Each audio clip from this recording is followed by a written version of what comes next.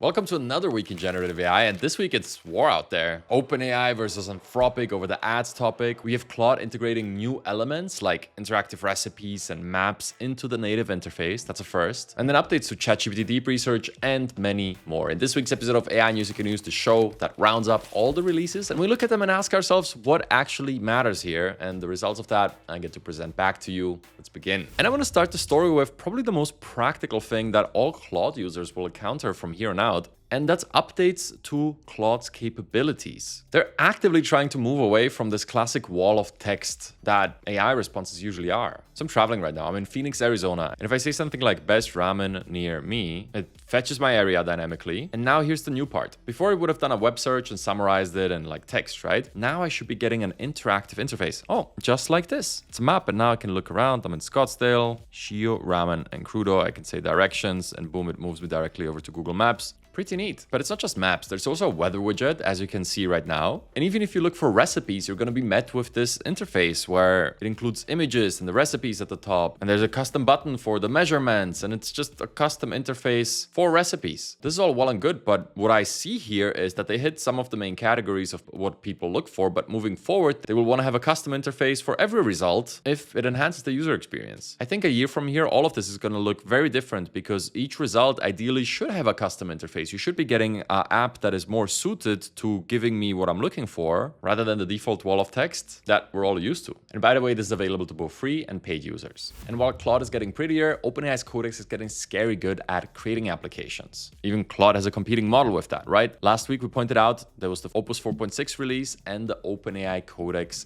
5.3 release. Gosh, makes me think every time, those version numbers. And as I said, I wanted to follow up on that story and look at some example prompts. So the first thing we did is we ran our favorite Death Star over LA in a SVG prompt, just because it visualizes the progress of this model so well. And oh boy, did that not disappoint. Okay, let's start with Codex 5.3. This is what we got. It's better than Codex 5.2 and better than the previous Opus models. I'm not sure that it's evident that this is LA just from the image, but the Death Star is nice. Fair enough. Same thing in Opus though. I would say this is the first AI image where I would actually be able to tell that this is LA just from this. There's palm trees, there's the skyline, and the Death Star looks good too. AGI achieved. Okay, that's one example, but beyond that, we asked for Ocean Wave Simulator, and this is what we got from Codex. Can adjust the different sliders, higher waves, change the lighting. Okay, just look at the one from Opus 4.6. This is ridiculous. It's actually 3D. Look at the light reflections. I can move the sun. I can do more of a sunsetty feel. And there's even a stormy preset. It's pretty crazy. I realize that these one-off examples are not going to cover all of its capabilities. I mean, how could we in just a few minutes? But one thing that should be noted about Codex 5.3 is that it's 25% faster than the previous version, and it can work for days without losing context. So maybe it's not these little demos that make it stand out, but real developer workflows where they use it over and over again and work with existing code bases. It's going to be rather hard for me to test right here, but I would end with the conclusion that, hey, if you're a simple consumer that is building little apps, one-off sites, or just wants pretty stuff quickly, then Opus is probably the one to go with here. If you're a developer, it's a different conversation and not really what I focus here on the channel. And hey, if you're enjoying these stories, make sure to subscribe to the channel. It really helps us out. And I do this every single Friday. All right, let's move on. AI Super Bowl ads. And I'm not just talking about this as in like, hey, here's the news story that you should know about, but I want to talk about ads in AI and how there's really two camps now. OpenAI announced that they're going to have ads recently, and they started rolling them out only for the free accounts. Again, if you're on a free account in the US. They're clearly separated, yet they are still ads, something that we're not used to and something that nobody really wants. Nevertheless, right now it's more like all services have free accounts, and the OpenAI one comes with ads, whereas the competitors don't. And Anthropic didn't hesitate. If you haven't seen these, they made ads poking fun at OpenAI, and they're really good. They're actually hilarious. I'll put links to the best one below, but they're so funny. And to be fair, Sam Altman even tweeted about the fact that, okay, they are funny, but they don't represent it fairly. The way OpenAI does these ads is they always separate the ad section and don't make it look as a part of the result. Whereas in the ads, the personal trainer is giving training advice, and then all of a sudden he transitions into an offer with a discount code or whatever. Use code HeightMaxing10 for big discounts.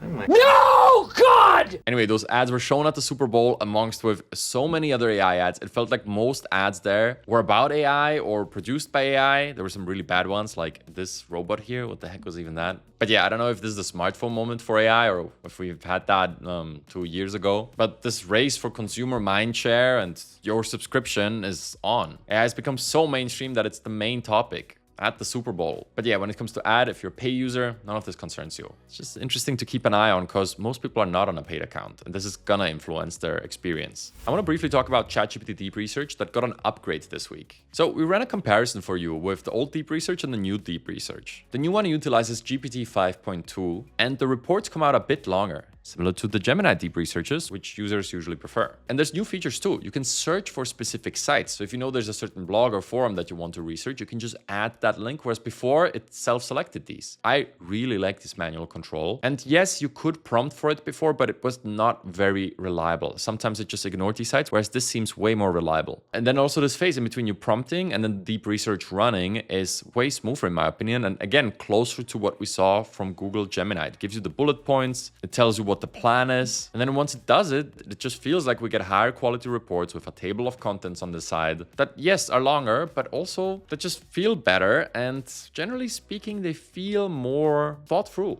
which I like. And by the way, the same thing goes also for apps. You can integrate the various apps in ChatGPT into the deep research now. If you want the reports to also gain info from the app, if you're connecting to Google Drive or something like that. Okay, the next up, we have a few stories that we're not going to spend too much time on, but they're worth your attention. We call these quick hits, starting out with the Perplexity Model Council. I actually thought this one was really cool. It's an approach to you asking a question, and then instead of getting an answer from one model provider, you get an answer from OpenAI, an answer from Anthropic, and an answer from Gemini, and then a combined answer. I know a lot of power users do this anyway. They open up a tab with Claude and one with ChatGPT, and they run the prompt in two things. I think that's actually a great practice for you to develop a bit of a feeling for how these perform and to really learn what you like. These AIs are often like personalities. There's no clear better or worse. There's just different fit for different people. And Perplexity Model Council kind of consults these different models and then gives you a result. I thought it was interesting and maybe something we're going to see more of in the future. You know, you're going to have specialized models and your prompt is going to ask all of them and you're just going to get the best of all answers. I mean, to be fair, people were already rumoring that GPT-4 used that approach, where it's not just one model, but these specialized models, and what you get as a user is a result of all of it. You do need the pro plan to even try this. And with that being said, let's have a look at video generation, because there were some major leaps this week, and I feel like this is very subjective. People are really hyping up the new Seedance. It's a Chinese model that right now is not that easy to access from here. We tried it. There's a site where you can use it, but we could run one prompt and that was sort of it. And even with other accounts, it didn't work then. It's all a bit weird, but the results do look really impressive. Here's various examples from across the internet that we found in our research. And also here's a comparison of VO 3.1 generating a sloth in a donut floaty, and then Seedance 2.0 doing the same thing. I'm using VO because many people consider that as the best video generation model, but this one really made some waves across the internet and people are talking about it. As you can see from some of the other examples, it is really impressive, but again, I think a lot of this is subjective. This one did definitely catch a lot of hype this week. Another one that came out was Kling 3.0. Let's start by looking at the sloth in a floaty next to Seedance,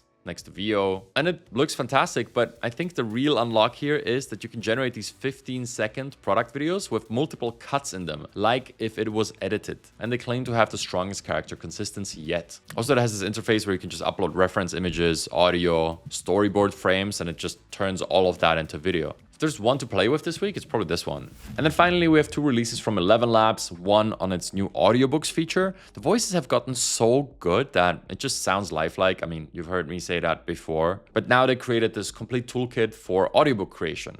And then lastly, they released a new expressive mode for their 11 agents. If you're not familiar, that's where you can set it up to talk to customers in ElevenLabs voices. And now they're even more expressive and receptive of other people's emotions. Now, you might not like the idea of talking to a robot on the phone, but probably not getting around it. And if we're doing it, I'd rather talk to a more expressive and emotionally understanding one, rather than one that talks like this and completely disregards your feelings. To be fair, I had a university professor who was exactly like that. Maybe 11 agents should have taught that class. I remember one guy used to fall asleep in every single lecture.